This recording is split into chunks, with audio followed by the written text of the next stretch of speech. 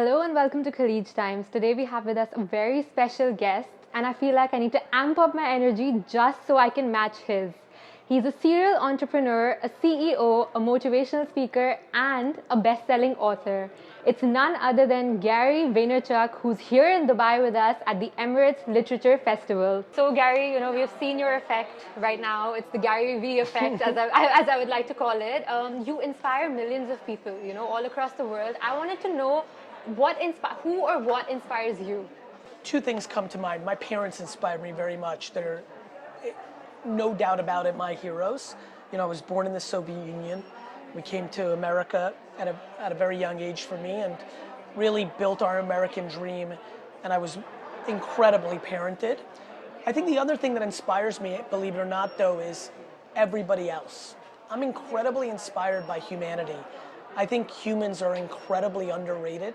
I think we spend an awful lot of energy judging what humans are not good at, while I find humans to be collectively an incredible species that has loads amount of love. And I'm inspired by all the people that are producing positivity in the face of adversity, and that is hundreds of millions of people.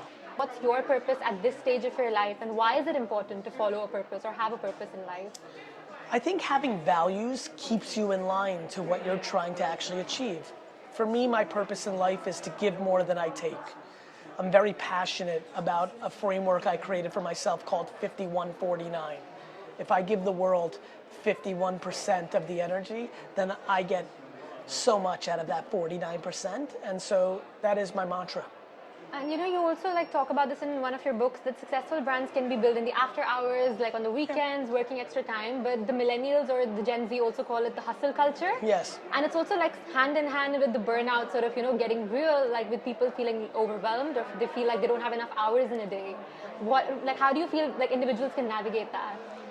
By not judging themselves, by realizing that if you're doing things on the side that you enjoy, it becomes hobby, not burnout, and by also giving people time to accomplish it.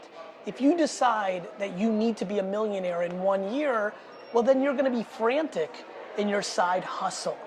If you give yourself your whole life to achieve it, remarkably, people don't burn out when they think of things in 100-year terms versus 100-hour terms. Okay. I think the reason that so many people are burning out is they don't realize they have a bigger issue at hand, which is they are completely and utterly living their lives for outside validation.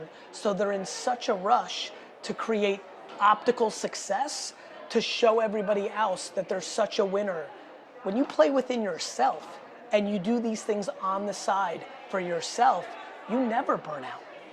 Yeah, but is it also important to disconnect, and do you disconnect in your own life to sort of recharge? It's really, the answer is of course I do. I sleep a lot more than people think. I vacation a lot. I take my weekends.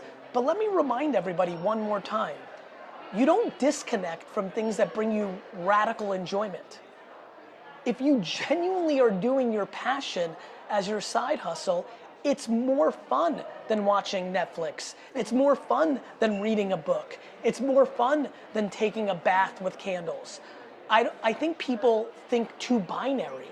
If you're actually enjoying your thing, you don't even become anywhere close to burnout. Yeah.